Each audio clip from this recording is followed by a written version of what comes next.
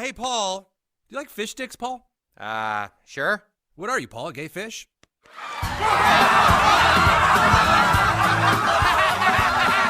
It was like a viral test of humanity, where the results are announced live on air and everyone watches as if it were the finale of a reality show.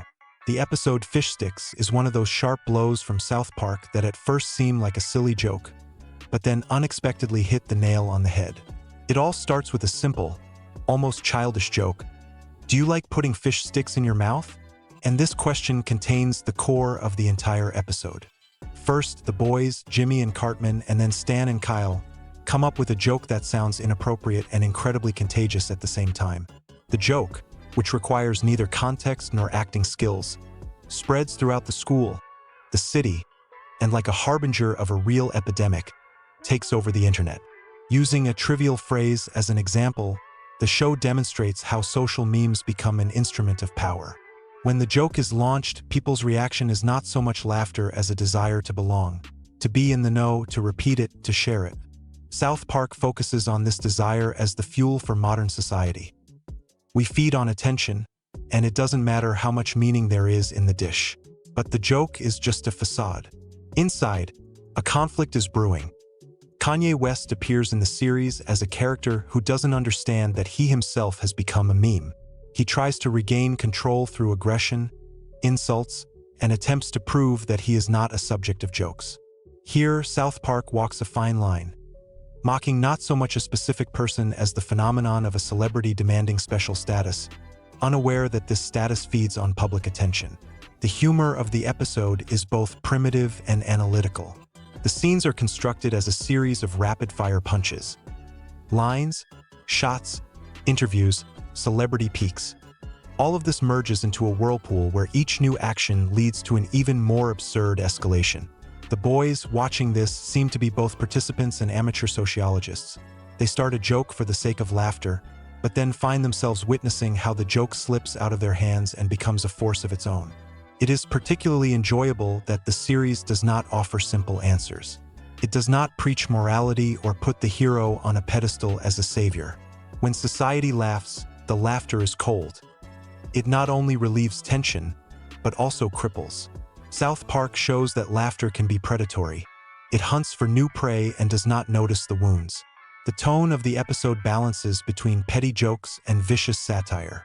On the one hand, viewers are offered lowbrow humor, puns that make you smile involuntarily. On the other hand, those same puns become a reason for reflection. Why do we consider it acceptable to laugh at a person rather than a situation? Where is the line between funny and cruel? Cartman in this story is not just a comic element, but a catalyst. His selfish actions and thirst for recognition amplify the effect of the viral joke. He doesn't mind if someone gets hurt if it brings him victory. Jimmy, on the other hand, remains almost innocent in his impulse. He thinks he just told a joke, not realizing the magnitude of the consequences. This divergence of characters makes the conflict sincere and painful. The viewer sees that human nature is both funny and tragic. South Park is particularly cruel in its scenes with the media machine. Producers, journalists, and paparazzi are shown as insensitive mechanisms that turn pain into ratings. Pain becomes a commodity, and spectacle becomes currency. This ricochets back to us. We, as the audience, participate by liking and sharing videos. The series makes us feel uncomfortable. By laughing, we simultaneously feed what we are laughing at. But the episode is not limited to accusations, it is also a mirror. Through hyperbole and absurdity, South Park shows how any social phenomenon can be reduced to satire. The meme becomes not just a joke, but a collective story in which each participant is a co-author. And in this lies a disturbing thought. When we create content, we are responsible for its consequences, even if we did not initially think about tragedy. The joke slips out of the hands of its creators and turns into culture. Not just a meme, but a social virus with its own logic. South Park shows this process as a factory. One small spark, a pun about fish sticks, and after just a few scenes, it has become a commodity that can be packaged, sold, and monetized. What is important here is not how funny the joke is, but how quickly it turns into a language that everyone can repeat without noticing the meaning. Cartman in this part is a master processor. He doesn't just enjoy the attention, he knows how to sweeten the joke, finish its marketing shell, and put it into circulation. His behavior is an accurate caricature of those who see viral content not as laughter, but as an opportunity. He is like a PR manager who evaluates everything through the prism of ratings and his own gloss. He doesn't care who ends up in the shadows as long as the spotlight is on him. This motif, the thirst for fame at any cost, runs like a red thread through the entire episode. People don't just laugh, they compete to see who can laugh the loudest. The contrast is Jimmy, the quiet and seemingly innocent author of the joke. He doesn't have Cartman's ambitions, he doesn't need to control the reception. For him, it's a game, a way to be accepted by his peers. But South Park knows how to hurt through innocence. When an innocent idea grows into something dangerous, the consequences fall on those who didn't want them. This creates moral dissonance. Who is to blame, the one who started the joke or the one who picked it up? The show leaves this question open, forcing the viewer to feel guilty for their complicity. The image of Kanye West in the series, a caricature of the real artist, occupies a special place. Here, the creators are walking on thin ice. They are not just parodying a person, they are exploring the phenomenon of not understanding one's own image. In the episode, Kanye is a man who desperately wants to be taken seriously. He demands that the world understand his genius. But it is precisely this demand for understanding that turns into comedy. The more he proves his seriousness, the funnier and more ridiculous he looks. This is not just a mockery of a specific musician. It is a commentary on a culture where talent and the schizophrenia of fame become one and the same. South Park masterfully shows how self-esteem can become a trap. In trying to protect his image, Kanye only confirms the caricature he wants to escape. The episode's visuals and sound also have their own directorial cruelty. The editing is as fast as a meme retweet, frame, joke, reaction, frame again. Musical interludes and lines are repeated to the point of grotesqueness, fueling the feeling that we are watching not a TV show, but a laboratory for cultivating hype. Repetition here is not just a comedy technique, it is a tool of satire. The more often a joke is repeated, the more clearly its destructive side manifests itself. It is repetition that turns a funny pun into a weapon of mass laughter. But South Park does not forget about the consequences. When a meme reaches a scale that affects both Kanye and ordinary people, a new moral dilemma arises. How to respond to a fierce joke culture. The series does not provide simple answers, but shows ways to react. From anger and aggression to self-parody and self-irony. Kanye chooses aggression, and therein lies his tragedy. Jimmy chooses laughter, and therein lies his weakness and strength at the same time. And Cartman? He continues to trade for attention as if it were the only currency that matters.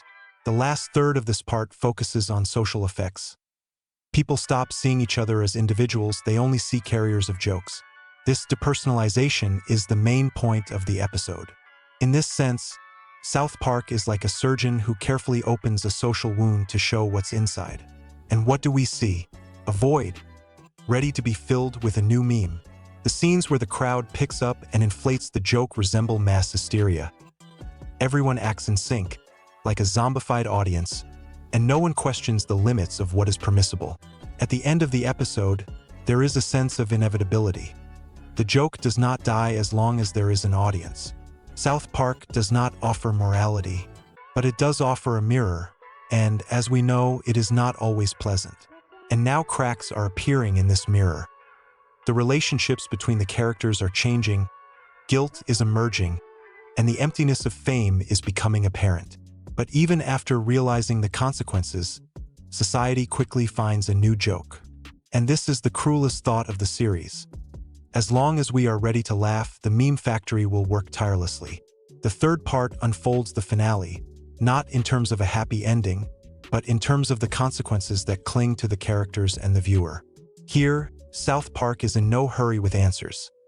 It carefully unpacks what is left after the noise and shows that the remains are often not covered in candy, but smell cruel and disgusting. The meme that was born in the schoolyard is no longer just a joke. It has become a social engine capable of changing the direction of public attention and forming new roles. And these roles are not good or evil by definition. They are ambivalent like fame itself. The first thing the finale draws attention to is the price people pay for participating in such a game. Jimmy, who just wanted to make his friends laugh, feels the weight of responsibility. The joke he worked on for simple pleasure has turned into a tool of bullying. He tries to explain this, first to himself, then to Stan and Kyle, but words prove to be as weak as a band-aid on a deep wound. This feeling of guilt is not shown in a pathetic way in the episode, but with bitter irony. Jimmy does not become a martyr. He simply learns that innocence is sometimes a luxury that cannot be afforded in a society where everything is monetized. Cartman, on the other hand, remains the same. He profits from attention like a merchant in a fairground tent who sells tears as souvenirs. His behavior is not a mistake, but a systemic reaction. If society pays with attention, someone will sell it. South Park is not trying to demonize Cartman here. He acts as a mirror for our worst impulses. And so the ending does not punish him in the traditional sense. Rather, it shows that the system pushes people like Cartman to success, and we applaud it. Kanye, a caricature of a celebrity, takes the strangest and at the same time most expected turn in the finale. An attempt to regain control results in an even greater loss of status.